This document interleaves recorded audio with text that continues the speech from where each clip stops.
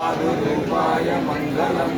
ओम श्री श्री श्री भगवान स्वामी आचार्य प्रबोधानंद योगीश्वराय मंगलम। ओम श्री श्री श्री भगवान स्वामी श्री कृष्ण वासुदेवाय मंगलम।